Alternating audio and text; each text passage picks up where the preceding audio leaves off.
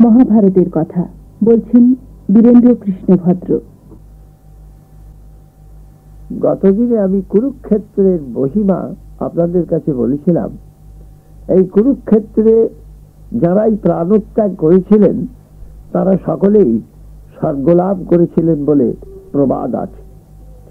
এই কুরুক্ষেত্রের যুদ্ধ একরকম অবশ্যই হয়ে গিয়েছিল, কিন্তু তখনও কিছু বাকি ছিল।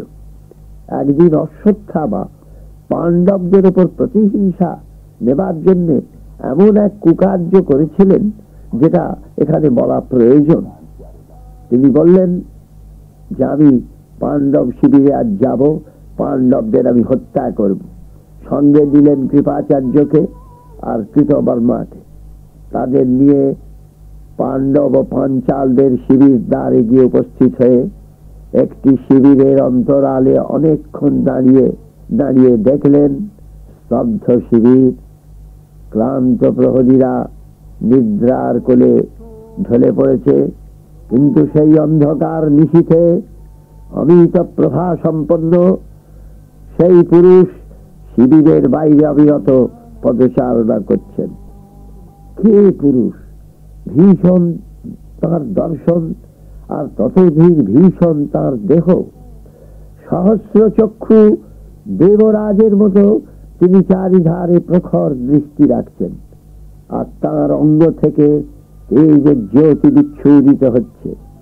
সেই তেজকণা থেকে আবির্ভূত হচ্ছে শঙ্খ চক্র গদা পদ্মধারী অসংখ্য ঋষিকেশ। একই অদ্ভুত ব্যাপার! নিশ্চয় কোন রাক্ষসকেরা প্রহরায় রেখে নিশ্চিন্ত মনে নিদ্রা যাচ্ছে। অশ্বত্থামা ক্ষণেকের জন্য থমকে দাঁড়ালেন। তারপর সেই পুরুষকে লক্ষ্য করে দিব্যাস্ত্র জাল নিক্ষেপ করতে লাগলেন। কিন্তু আশ্চর্য, অস্ত্র তাকে স্পর্শ করা মাত্র তিনি তা গ্রাস করতে লাগলেন। আরো তীব্র, আরো সুতীক্ষ্ণ, আরো ভয়ঙ্কর অস্ত্র তিনি নিক্ষেপ করতে আরম্ভ করলেন। কিন্তু মুহূর্তের মধ্যে সমস্ত অস্ত্র রাশি উদরসাৎ করতে সেই ভীষণ দর্শন পুরুষের পক্ষে বিলম্ব হল না। হা হা করে হেসে উঠলেন সেই মহাপুরুষ। নৈশ অন্ধকার বিদীর্ণ করে সেই হাসির ছটা ছড়িয়ে পড়ল চারধারে। অশ্বত্থামার ললাটে বিন্দু বিন্দু শ্বেদ ঝরতে লাগলো। তিনি ভাবতে লাগলেন, কৃপাচার্যের নিষেধ সত্ত্বেও এই বিপদ সাগরে তার ঝাঁপ দেওয়া উচিত হয়নি। বৃদ্ধ লোকের অভিজ্ঞ বচনের প্রতি অশ্রদ্ধা প্রদর্শন করা সব ক্ষেত্রে সমীচীন নয়। এ কথা বিপদের সম্মুখীন হয়ে অশ্বত্থামা বুঝতে পারলেন। তারা যে বলেন গো ব্রাহ্মণ নৃপ স্ত্রী সখা মাতা গুরু জলপ্রায় মৃত অন্ধ নিদ্রিত ভীত মদমত্ত উন্মত্ত ও অনবহিত কোন ব্যক্তিকে কখনো অস্ত্রাঘাত করতে যেও না, এই কথাও অতি সঙ্গত বলে তার মনে হতে লাগলো। অসৎ কার্য সাধন করতে গিয়ে যদি বাধাপ্রাপ্ত হওয়া যায় তাহলে মহৎ ভয়ের উৎপত্তি হয়, সে কথাও অস্বীকার করা যায় না। অশ্বত্থামার মনে এইরূপ নানা চিন্তার উদয় হতে তিনি অস্থির হয়ে উঠলেন। বুঝলেন যে দৈব কৃপা ছাড়া এখন আর কোনো উপায় নেই। অগ্র পশ্চাৎ না ভেবে তিনি দুর্যোধনের কাছে একদিন প্রতিজ্ঞা করে এসেছিলেন। সেই কথা মনে পড়ল যে পাণ্ডবদের আমি নিশ্চিহ্ন করে দেব, কিন্তু তাই যদি দৈবের নির্দেশ হয় তাহলে আজকেই আমি নিশ্চিন্ত করতে পারবো। হ্যাঁ, নিশ্চয় পারবো, এ সমস্ত বাধা কিছু নয়। এই ভেবে তিনি তার ইষ্ট দেবতা শিবের আরাধনা করতে লাগলেন। অশ্বত্থামা স্তব করতে লাগলেন শিবকে প্রসন্ন করার জন্য। তিনি বললেন যে হে ভবানীপতি, তুমি আমার প্রতি প্রসন্ন হও। হে দেবেশ, তুমি ত্রিকালজ্ঞ, তুমি আমার প্রতিজ্ঞাকে সফল করো।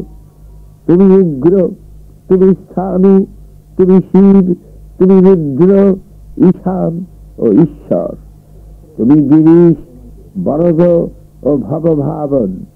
তুমি বিশ্বরূপ উমাপতি ও মহাগণপতি, তুমি শ্মশানবাসী জটিল তপস্বী, তুমি অমোঘ অসহ্য দুর্নিবার, তুমি ব্রহ্মস্রষ্টা, ব্রহ্মচারী, আবার তুমি পার্বতী হৃদয় বল্লভ, তাঁর তুমি ভূষণ, তাতেই তুমি নিরত, তুমি শ্রেষ্ঠ হতেও শ্রেষ্ঠতর, তুমি অস্ত্র শাস্ত্র বিশারদ, তুমি দিগম্বর চন্দ্রমৌলি ও হিরণ্য কবচধারী।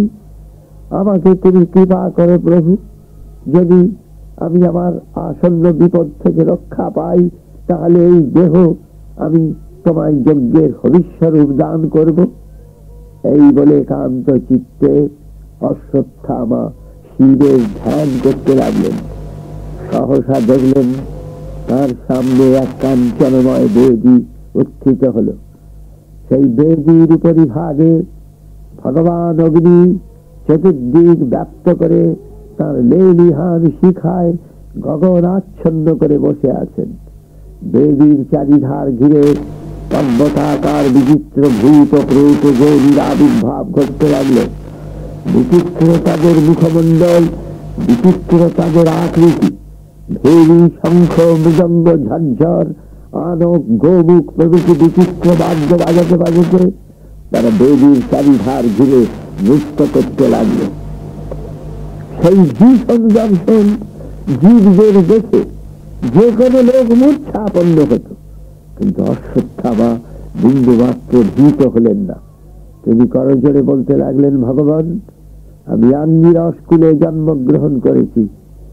আজ এই সংকট সময়ে আমি তোমায় ডাকছি, আমার ডাক যদি না শোনো তাহলে আমি আমার দেহ এখনই বিসর্জন দেব। তুমি আমাকে প্রতিগ্রহ করো, কৃপা করো। এই বলে অশ্বত্থামা সেই বেদীতে স্থাপিত প্রজ্বলিত হুতাসনে প্রবেশ করলেন। আর সেই মুহূর্তে মহেশ্বর আবির্ভূত হয়ে অশ্বত্থামাকে নিজের কাছে টেনে নিয়ে আশীর্বাদ করে বলে উঠলেন, হে দ্রোণতনয়, তোমার নিষ্ঠায় আমি পরিতৃপ্ত। তোমাকে ত্রাণ দান করতে হবে না, তোমার কামনা আমি পূর্ণ করব। আজ শিবিরের দ্বারে যে পুরুষকে তুমি দেখেছিলে সে আমি। কৃষ্ণ আমার প্রিয়, তার সম্মান রক্ষার জন্য আমি এই শিবির প্রহরায় নিযুক্ত ছিলাম। তবে তোমার স্তবে আমি সন্তুষ্ট হয়েছি, কিন্তু শ্রীকৃষ্ণ আশ্রিত পাণ্ডবদের বধ করা তোমার পক্ষে সম্ভব হবে না। তাদের ছাড়া তুমি আর যাদের শত্রু বলে মনে করো তাদের ধ্বংস করতে পারবে। এই নাও মন্ত্রকৃত খড়গ। এই কথা বলে অশ্বত্থামাকে 130 খড়গ দান করে ভবানীপতি অন্তর্হিত হয়ে গেলেন সেখান থেকে। অশ্বত্থামা উল্লেখিত হয়ে কৃপাচার্যকৃত বর্মাকে ডেকে এনে বললেন, আপনারা এই শিবির দ্বারে প্রহরায় নিযুক্ত থাকুন। যে কেউ এই শিবিরে প্রবেশ বা প্রস্থান করবার উদ্যোগ করবে তৎক্ষণাৎ তাকে বধ করবেন। এই বলে তিনি স্বয়ং প্রবেশ করলেন তার চিরবৈরী পিতৃহন্তা পাণ্ডব সেনাপতি ধ্রুপদ পুত্র ধৃষ্টদ্যুম্নের শিবিরে। অশ্বত্থামা দেখলেন ধৃষ্টদ্যুম্ন গাঢ় নিদ্রায় অভিভূত, প্রদীপ নিভে গিয়েছে। শিবিরের উন্মুক্ত গবাক্ষ থেকে ক্ষীর নক্ষত্র আলোকে তার সুপ্ত মূর্তি দেখে বিগত যুগের সমস্ত ঘটনা তার স্মরণ পথে উদিত হতে লাগলো। শিরায় শিরায় উত্তপ্ত রক্ত স্রোত চঞ্চল হয়ে উঠল। প্রমত্তের মতো ছুটে গিয়ে রোষে দন্তে দন্ত নিষ্পেষণ করে তিনি পদাঘাতে জাগরিত করলেন ধৃষ্টদ্যুম্নকে। এরপরে কি ঘটনা ঘটল আগামী সপ্তাহে আপনাদের বলবো।